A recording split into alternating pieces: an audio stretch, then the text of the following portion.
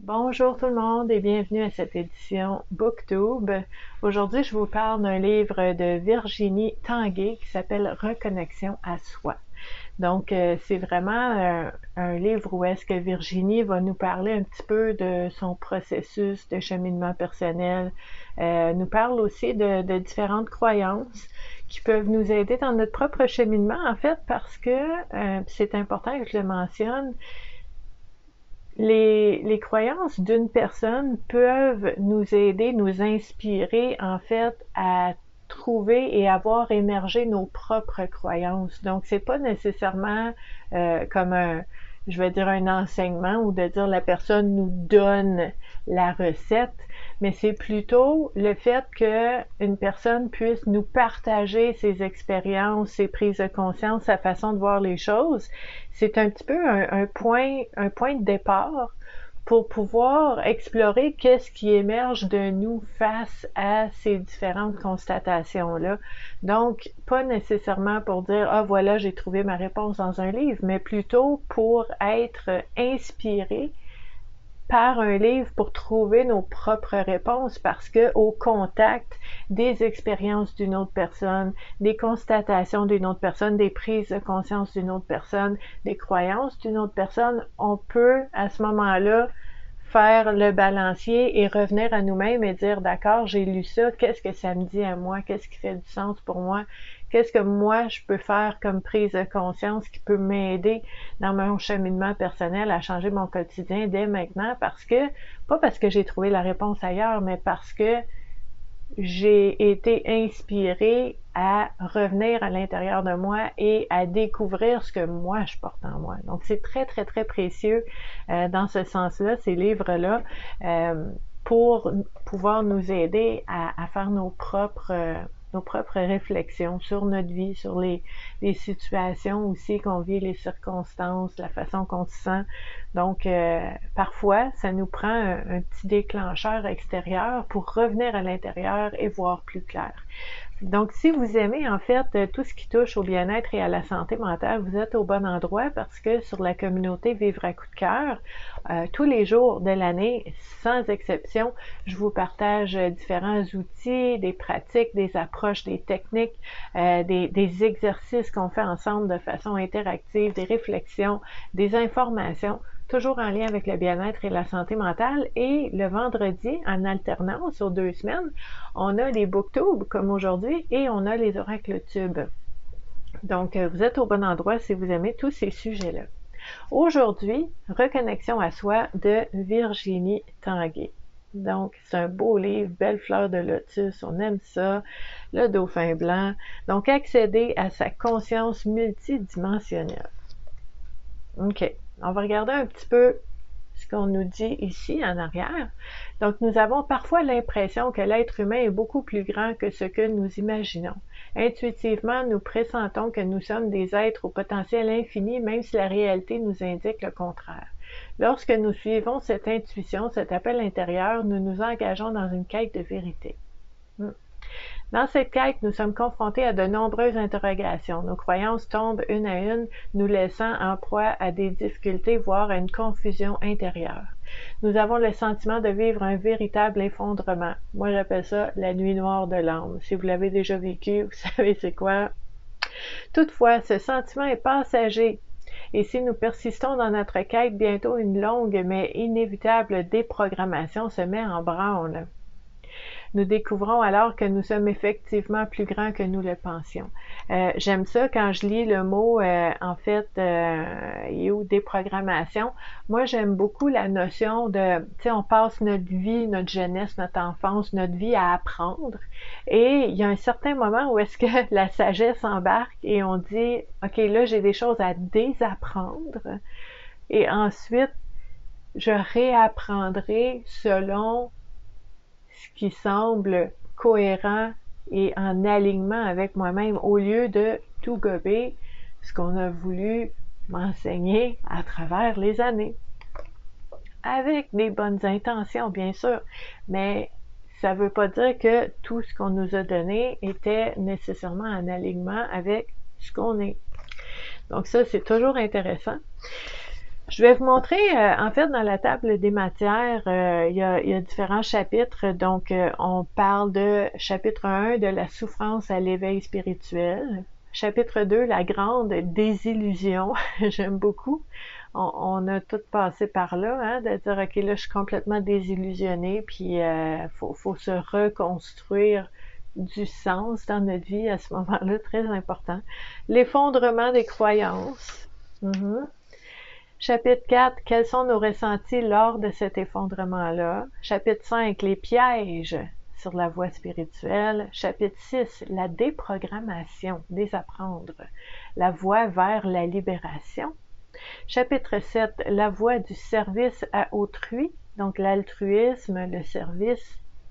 Chapitre 8, les ajustements et les enseignements. Chapitre 9, le dernier, défis rencontrés lors du processus de reconnexion. Donc, déprogrammer et apprendre différemment. Ensuite, déconnecter pour mieux reconnecter à autre chose. Toujours intéressant. Donc, j'ai quelques post-it ici que je voulais vous montrer. Vous allez voir un petit peu par des extraits de quoi on parle dans ce livre-là. Comme ça, vous allez pouvoir observer si c'est quelque chose qui vous interpelle.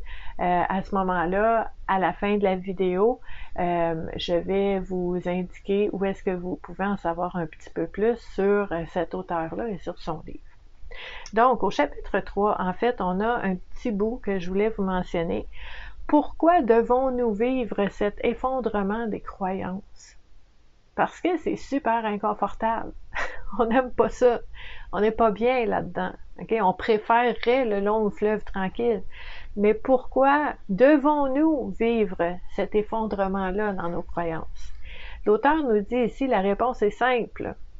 On ne peut remplir un verre qui est déjà plein. Pensons à ça un instant. Ton verre est déjà plein. T'es plein d'émotions, de croyances, de pensées, d'expériences, plein d'engagements, de responsabilités. Comment tu fais pour ajouter? Tu peux pas ajouter quand t'es plein. Des fois, faut que ça sorte, faut faire du ménage. L'effondrement va faire en sorte que ça va créer de l'espace pour pouvoir accueillir du nouveau. C'est inconfortable, on n'aime pas ça, mais ça a sa raison d'être. Donc, elle nous dit ici, on ne peut remplir un verre qui est déjà plein. Si nous désirons obtenir des réponses à nos questions, si nous voulons comprendre pourquoi nous vivons cette période de désillusion, nous devons nous abreuver à notre propre source de savoir et pour cela, nous devons faire de l'espace en nous. Si notre intériorité est parasitée de croyances erronées, limitantes et involutives, nous ne pouvons entrer en contact avec notre identité supérieure. Voilà pourquoi cet effondrement a lieu, aussi douloureux soit-il, et nous permet de libérer le passage en quelque sorte. C'est intéressant, ça fait du sens. C'est une façon de voir les choses. Je vous dirais en même temps, je suis très consciente que pour les personnes qui sont en plein dedans en ce moment, en plein les deux pieds dans une épreuve, jusqu'aux eyeballs, ok, t'es vraiment là, t'es dedans jusqu'au cou. C'est peut-être pas facile à entendre, mais avec le recul, au fil du temps, l'espace qui est créé pour vivre autre chose, on voit que il y a un sens là-dedans, ok? Puis vous aurez remarqué aussi, ça je vous en parle des fois, je le vois aussi dans ce livre-là, on va nous dire des choses comme pourquoi devons-nous? On va dire aussi nous devons nous abreuver à notre source intérieure. Nous devons. C'est un peu directif. C'est un peu directif. Moi, je lis ça avec, je suis consciente de cette notion de directivité, mais je me dis, OK, on lit, on navigue à travers ça, on n'est pas obligé à rien. Des fois, c'est dans la façon de nommer les choses, les mots qu'on utilise, qui pourraient être peut-être plus fluides ou laisser de l'espace à l'expérience de chacun, mais je comprends. Je suis 100% consciente que dans la volonté de l'auteur, c'est pas de nous dire quoi faire, c'est de nous partager ses expériences, sa façon de voir les choses. C'est juste que dans les mots, dans les faits, dans les mots, ben c'est directif quand on dit on doit, tu dois, je dois, c'est nous devons, on est on est dans le directif un peu, mais quand on sait faire la part des choses, on reconnaît l'intention derrière, puis on sait que c'est pas du tout ça, c'est vraiment pour partager. Mais je tenais à vous le mentionner parce que je sais qu'il y a des personnes qui sont très sensibles à ça. Moi, souvent, je le ressens tout de suite quand je lis, puis là, je me dis, oh, OK, un instant, c'est correct, je sais que c'est pas ça que la personne veut faire, je comprends l'intention derrière, puis je vais pas me braquer, mais c'est important que je vous le dise, si vous êtes sensible à ça, on est là-dedans. On est là-dedans, c'est une façon, en fait, de démontrer aussi je vais dire, le sérieux de la démarche.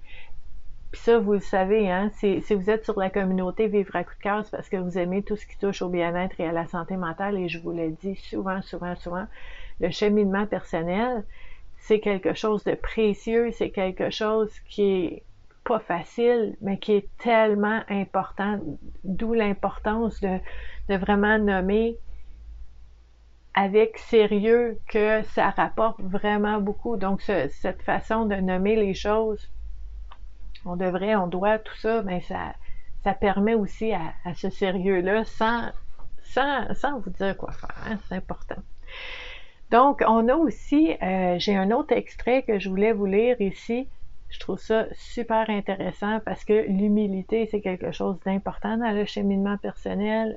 Faut pas se taper sur la tête quand on se rend compte, on fait une prise de conscience qu'il y a quelque chose qu'on pourrait améliorer, mais là, c'est pas le temps de se taper sur la tête, c'est l'humilité, c'est de dire, mais je savais pas, maintenant je sais, je fais quoi?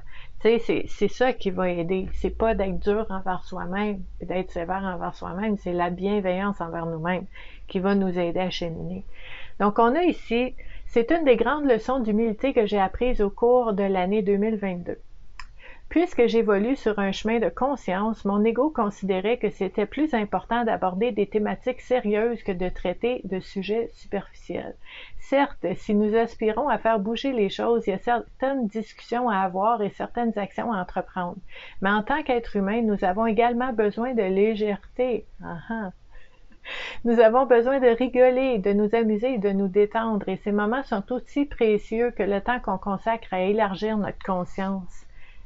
Si vous êtes en cheminement personnel, peut-être vous avez déjà vécu ça. Moi, il y a eu un moment charnière dans ma vie où est-ce que, il y a plusieurs années, puis c'est pour ça que j'ai créé aussi le groupe Self-Care, prendre soin de soi. Je pense que c'était en 2016. En tout cas, il y a vraiment plusieurs années, je me suis rendu compte, en fait, que oui, tu sais, moi, une de mes activités préférées dans la vie, tu sais, prendre des grandes marches en forêt, jouer avec mon chien et faire de l'introspection. J'adore ça. OK? J'adore ça. Le cheminement personnel, j'adore ça. Mais il y a un moment dans ma vie où est-ce que je me suis rendu compte, il y a à peu près 15-20 ans, je me suis rendu compte que oui, c'est important, c'est précieux, ça apporte beaucoup, mais il n'y a pas juste ça dans la vie. On a le droit de rire, faut s'amuser, faut décrocher à un moment donné, on peut pas tout le temps, tu sais, travailler sur soi, travailler, on travaille tout le temps. Travailler sur soi, cheminement personnel, ce n'est pas du travail, c'est un pas à la fois, c'est d'apprendre à me connaître, c'est changer la façon de voir les choses, c'est de s'amuser avec ça. C'est de ne pas se mettre de la pression d'avancer, puis d'avoir plus de sagesse, puis c'est pas ça, c'est d'être curieux, de voir où est-ce que la prochaine aventure va nous amener, c'est de se détendre. De se détendre, OK? Donc, j'aime cet extrait-là qui nous rappelle que c'est important autant de parler de sujets qui sont pas tant importants que d'aller explorer des sujets très, très, très importants. On appelle ça l'équilibre. OK? Donc ça, j'ai trouvé ça précieux. On a un extrait aussi où ce que l'auteur nous dit j'ai longtemps joué le rôle de la petite fille parfaite et lorsque j'ai découvert que nous avions tous une part d'ombre en nous, j'ai eu peur que cela brise mon image. Peut-être que vous êtes là-dedans. Puis si vous êtes là-dedans puis que vous suivez la communauté Vivre à coup de cœur, je sais que vous êtes nerveux là. Parce que je vous ai annoncé que cet automne, tous les jeudis, on va explorer le shadow work. On va travailler sur nos ombres ensemble. On va aller les voir en pleine face. On va les accueillir. On va aller les explorer, voir qu'est-ce qu'il y a là. On va l'accepter. C'est pas facile quand tu essaies d'avoir une image ou une vie parfaite d'aller explorer ces zones-là, puis on va le faire. Donc cet extrait-là, j'ai beaucoup aimé. Elle avait peur qu'en explorant ça, que ça brise son image. J'ai donc refoulé tous ces aspects qui ne concordaient pas avec la fausse personnalité que je m'étais créée. D'ailleurs, Carl Gustav Jung, mon ami, je l'aime beaucoup, son approche, le dit en ces mots. Ce n'est pas en regardant la lumière qu'on devient lumineux, mais en plongeant dans son obscurité. Donc, c'est ce travail souvent désagréable, donc impopulaire, mais tellement important. Donc, en effet, ce n'est pas agréable d'aller au contact de notre part d'ombre et de faire face à nos plus vils instincts. Pour ma part, j'ai préféré mettre de l'avant toutes ces qualités dont j'étais fière, douceur, bienveillance, altruisme, écoute attentive, mais dans les profondeurs, je bouillonnais car une part de moi savait que je me mentais à moi-même. Non pas que la douceur ne me caractérise pas, mais je me donnais pas le droit d'exprimer autre chose. Peut-être que ça vous parle, ça. Un autre extrait ici. Aujourd'hui, je comprends que je n'étais coupable de rien. Certes, j'ai des défauts comme tout le monde, mais je suis fermement convaincue que chaque être humain fait toujours de son mieux. Seulement, la culpabilité fait partie de ma programmation d'âme et avant d'en avoir conscience, j'avais tendance à me blâmer et à me flageller. À mes yeux, l'équation était simple. Si je souffrais, c'est parce que j'avais quelque chose à me reprocher. Je devais donc travailler à devenir encore plus parfaite selon les critères de mon ego. En d'autres termes, je devais toujours en faire plus et la liste ne cessait de s'allonger. On n'a pas fini quand on embarque là-dedans. Oui, j'ai mis 2 post-it gris ici parce que je trouvais ça intéressant. Je vous disais tantôt, l'auteur nous partage des croyances, des constatations qu'elle fait, puis qui peuvent être intéressantes pour nous aider dans notre propre réflexion. Peut-être que vous allez dire « Oh mon Dieu, ça fait plein de sens, ça, je pense que je viens de découvrir ou d'apprendre quelque chose. » Ou peut-être que vous allez lire ça puis vous allez dire « Ok, ça c'est le genre de choses que je comprends, c'est sa croyance, mais ce n'est pas la mienne. Sa croyance m'a fait faire un retour en moi pour aller explorer qu'est-ce que ça me dit à moi, comment je le sens moi. Puis peut-être c'est différent, puis c'est correct, c'est merveilleux. C'est pour ça qu'on aime ça, des livres comme ça, parce que ça nous aide à faire du sens de ce que nous, on porte en nous, maintenant, en ce moment. Donc, un exemple. Elle nous dit ici, l'âme est la force qui nous incite à nous incarner et avant de venir sur Terre, elle élabore un plan de vie afin que nous grandissions en conscience. À notre décès, l'âme va rejoindre le plan astral et elle y résidera jusqu'à sa prochaine incarnation. L'esprit, lui, est notre source d'intelligence et de savoir. Il se situe sur le plan mental supérieur. Contrairement à l'âme, il est la force qui nous pousse à nous élever au-delà du plan physique et astral afin que nous puissions mettre un terme au cycle des réincarnations. Nous pourrions dire qu'il est la force ascendante, tandis que l'âme est la force descendante.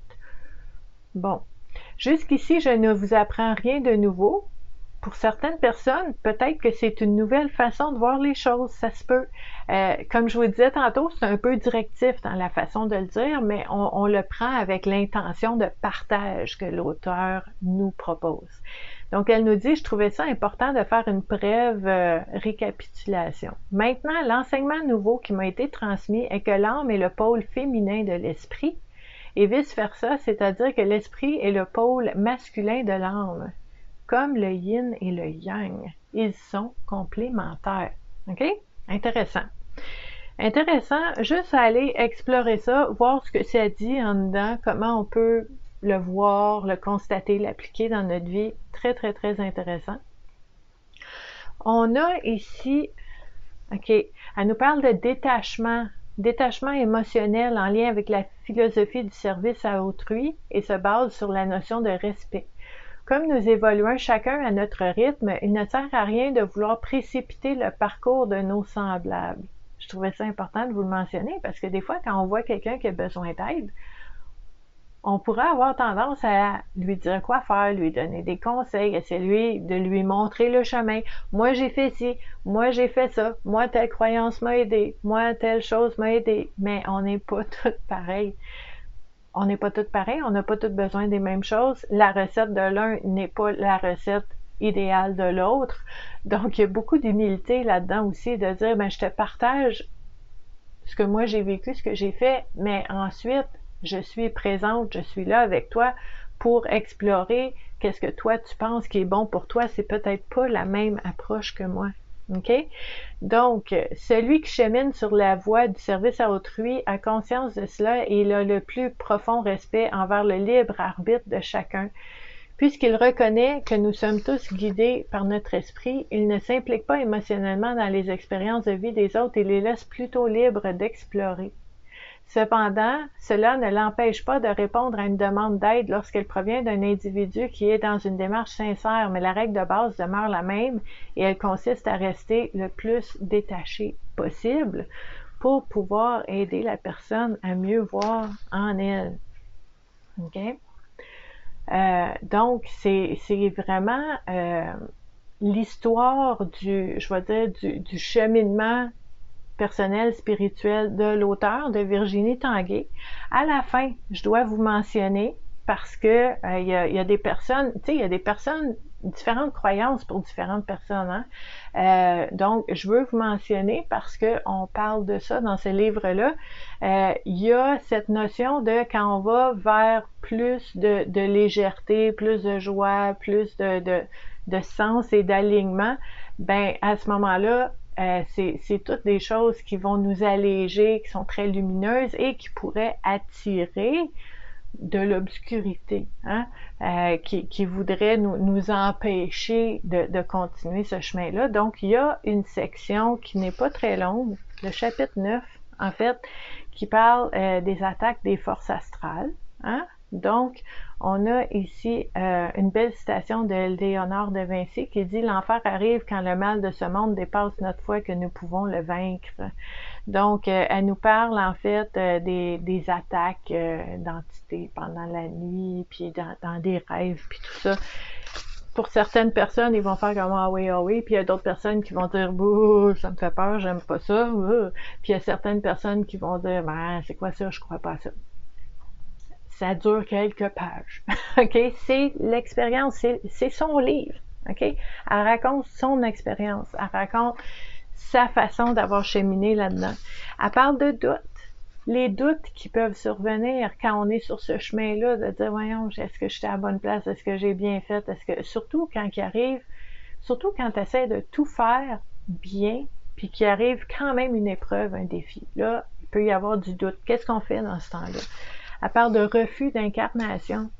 Il y a des gens, ça leur tente pas d'être ici sur la Terre. Ils se sentent comme des extraterrestres puis ont hâte de retourner à la maison. Ben, qu'est-ce qu'on fait en attendant? c'est tout ça. OK? Donc, c'est vraiment un livre où est-ce qu'on aborde plusieurs sujets, vraiment beaucoup.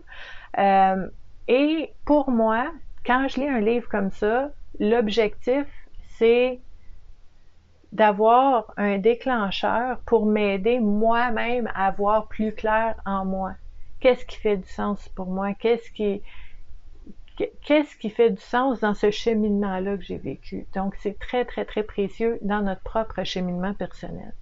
Donc, si vous voulez en savoir plus sur ce livre-là, je vais vous mettre sous la vidéo un lien pour pouvoir en savoir plus.